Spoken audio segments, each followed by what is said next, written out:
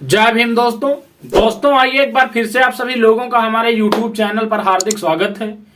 दोस्तों, जिस तरीके से इस समय हमारे देश की सियासत चल रही है उसके हिसाब से यह एकदम स्पष्ट है कि भारतीय जनता पार्टी किसी भी तरीके से 2024 लोकसभा आगामी चुनाव जीतना चाहती है और दूसरी ओर विपक्ष भी पूरी तरीके से कमर कस चुका है कि बीजेपी को रोकना है, तरीका हमें कोई भी इख्तियार करना पड़े।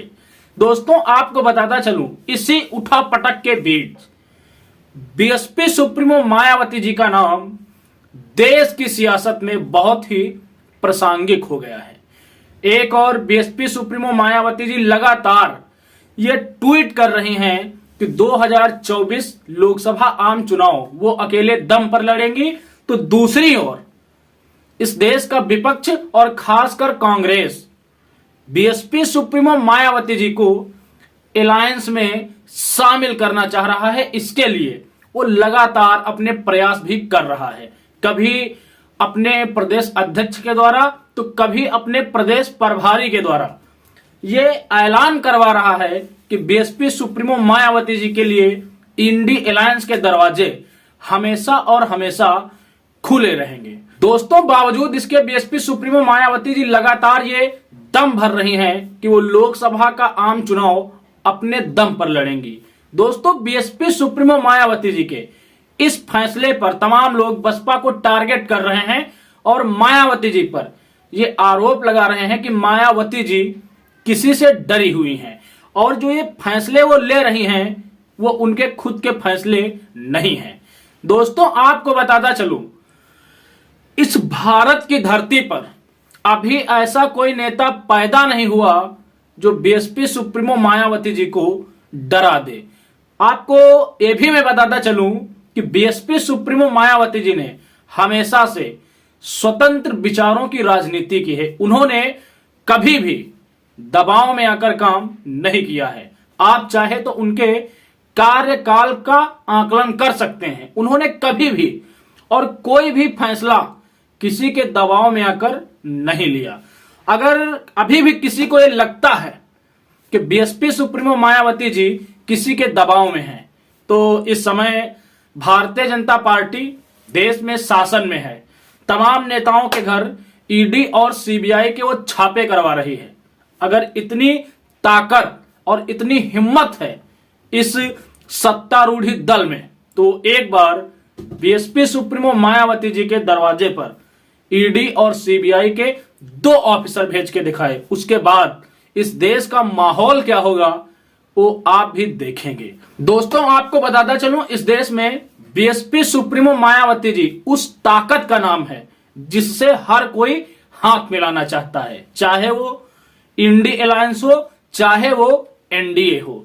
दोस्तों, आपको यह भी मैं बताता चलूं, तमाम लोग बसपा पर ये टैग लगाते हैं। इस पर मैंने कल विस्तार से एक वीडियो भी बनाया है कि बीएसपी सुप्रीमो मायावती जी बीजेपी के लिए बैटिंग कर रही हैं। आप इस बात को गांठ बांध लीजिए कि बीएसपी सुप्रीमो मायावती जी कभी भी एनडीए के साथ नहीं जाएंगी। वो इंडिया में आ सकती हैं, वो किसी दूसरे दल से गठबंधन कर सकती हैं, वो क्षेत्रीय पार्टियों के साथ मिलकर लोकसभा का चुनाव लड़ सकती हैं, वो अकेले दम पर चुनाव लड़ लेंगी, लेकिन एनडीए के साथ कभी भी राजनीतिक समझौता नहीं करेंगी, क्योंकि एनडीए से उनकी वैचारिक लड़ाई है। और दोस्तों, एक बात अपने चैनल के माध्यम से मैं और स्पष्ट कर दूं, खबरें लगातार चल रही हैं कि बीएसपी सुप्रीमो मायावती जी असदुद्दीन ओवैसी के साथ गठबंधन करेंगी उत्तर प्रदेश के अंदर। आपको यह भी बताता चलूं, अगर बीएसपी सुप्रीमो मायावती जी का असदुद्दीन ओवैसी के साथ गठबंधन हो गया तो फिर से इस देश के नालायक लोग बसपा पर ये टैग चिपकाएंगे कि बसपा और ओवैसी मिलकर इंडिया गठबंधन को नुकसान पहुंचाना चाह रहे हैं, मुस्लिम वोटों को काटकर। तो बीएसपी सुप्रीमो मायावती जी एक ऐसी नेता है इस समय की जिनकी पूरी नजर पूरे लोकसभा चुनाव पर है। वो भले ही शांत हैं, शांत नहीं हैं, काम कर रही हैं, लेकिन लोगों को ऐसा लग रहा है। तो मैं लोगों की भावनाओं की कद्र करते हुए बोल रहा हूं कि वो भले ही शांत हैं, लेकिन उनकी नजर पूरे लोकसभा चुनाव पर है।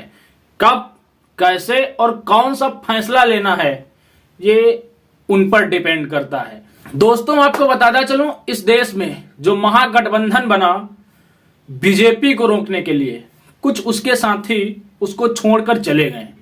अब कांग्रेस को यह आभास हो गया कि बीएसपी सुप्रीमो मायावती जी को साथ लिए बगैर गठबंधन कामयाब नहीं हो सकता है।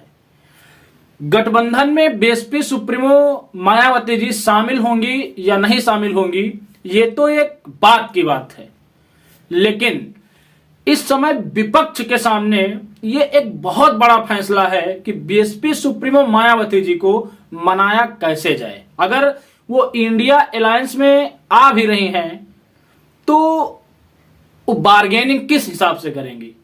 तो आपको बताता चलूं, जब इंडिया गठबंधन की दिल्ली में बैठक हुई थी तो उस समय बसपा के एक सांसद मलूक नागर, उन्होंने ये सीधे सीधे उद्घोष किया था, ये ऐलान किया था, ये बयान दिया था कि बीएसपी सुप्रीमो मायावती जी इंडी अलायंस में आ जाएंगी अगर इंडी अलायंस उनको पीएम का उम्मीदवार घोषित करे। तो दोस्तों, लगातार आप ये खबरें देख रहे हैं सोशल मीडिया पर कि Congress party BSP supremo Mayawati ji से बात करना चाहती है, और एक बहुत बड़ा फैक्टर जो इस समय उत्तर प्रदेश के गलियारों में घूम रहा है सोशल मीडिया पर, वो ये है कि कांग्रेस का शीर्ष नेतृत्व बीएसपी सुप्रीमो मायावती जी को इंडिया गठबंधन में लेना चाह रहा है और उन्हें पीएम पद का उम्मीदवार भी घोषित कर रहा है।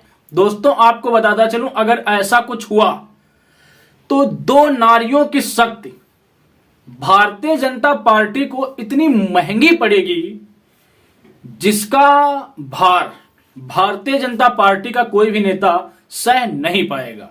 दोस्तों, आपको बताता चलूं, आप देखिए 2019 लोकसभा चुनाव में विपक्ष की एक बैठक हुई थी बेंगलोर में। उसकी एक तस्वीर मैं आपको अपनी स्क्रीन पर दिखा रहा हूं। इस स्क्रीन में देखिए कि सोनिया गांधी बीएसपी सुप्रीमो मायावती जी से किस प्रकार मिल रही हैं। जो चेहरे पर दोनों के खुशी है, वो खुशी इस तस्वीर में किसी भी नेता के चेहरे पर नहीं दिख रही है।